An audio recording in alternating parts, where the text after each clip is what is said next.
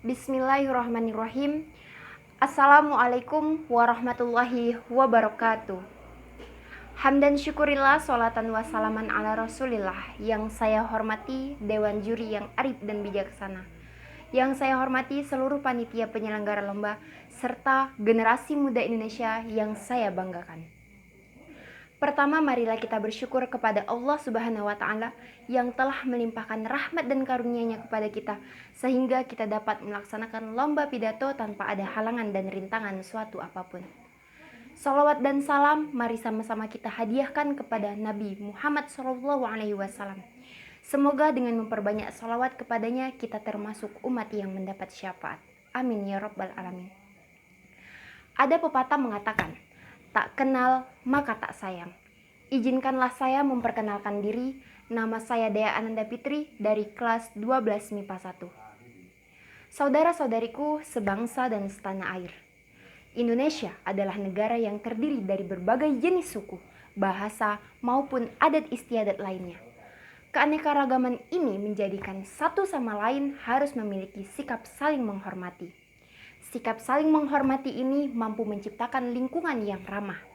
Oleh karena itu, sikap saling menghormati dan juga sikap saling menghargai juga amat sangat dibutuhkan untuk terciptanya kebersamaan. Kebersamaan yang baik tentu akan memberikan dampak yang baik pula bagi kita bersama terhadap perbedaan yang ada di Indonesia. Namun, jika sikap saling menghormati dan sikap saling menghargai tidak sama-sama kita laksanakan, tentu dampak negatif pun akan kita rasakan, terutama perpecahan terhadap perbedaan sosial yang ada di Indonesia. Pada kesempatan kali ini, saya akan menyampaikan pidato yang berjudul Kita Tidak Berbeda, Tapi Kita Beragam. Saudara-saudariku sebangsa dan setanah air. Kita tentu telah mengetahui akan keanekaragaman yang dimiliki Indonesia. Perbedaan tersebutlah yang membedakan Indonesia dengan negara-negara tetangga lainnya. Namun, perbedaan tersebut bukanlah halangan yang besar bagi kita para generasi muda untuk memajukan bangsa Indonesia. Bangsa Indonesia yang terdiri dari keanekaragaman. Keanekaragaman merupakan identitas bangsa yang harus dimiliki oleh setiap individu maupun kelompok bangsa lainnya. Namun, dengan adanya isu-isu dan konflik-konflik sosial yang sering kita dengar belakangan ini, baik dari media sosial, media massa, maupun media cetak, membuktikan kepada kita semua akan kurangnya kesadaran kita selaku masyarakat Indonesia mengenai perbedaan-perbedaan yang ada di Indonesia. Hal tersebut tentu diperlukan dorongan dan dukungan dari kita bersama untuk bisa sama-sama merangkul perbedaan sosial yang ada di Indonesia. Dengan merangkul perbedaan sosial tersebut, tentu hal tersebut merupakan cerminan dari Bhinneka Tunggal Ika, falsafah hidup bangsa Indonesia yang artinya walaupun berbeda-beda, tetap satu jua. Saudara-saudariku sebangsa dan setanah air. Dengan keanekaragaman yang dimiliki Indonesia, sepatutnya kita selaku masyarakat Indonesia haruslah bisa menghargai setiap perbedaan yang ada. Namun mengapa dari kita masih banyak yang enggan menghargai perbedaan tersebut? Hal tersebut dikarenakan masih banyak dari kita yang lebih mengutamakan ego pada diri mereka masing-masing. Mereka lebih mengutamakan apa yang mereka kehendaki tanpa harus menghargai perbedaan. Mereka juga lebih mengutamakan kalangan mereka. Sebagian dari mereka juga banyak yang lebih memilih untuk membuat circle-circle atau kelompok yang sesuai dengan kriteria mereka. Kendati demikian, tanpa kita sadari, perbuatan mereka itulah yang mampu menjadi bumerang bagi kita untuk lebih leluasa menciptakan perpecahan terhadap perbedaan yang ada. Sebab mereka tidak memikirkan bagaimana nasib orang-orang yang diasingkan terhadap perbedaan yang mungkin mereka rasa tidak sesuai dengan mereka.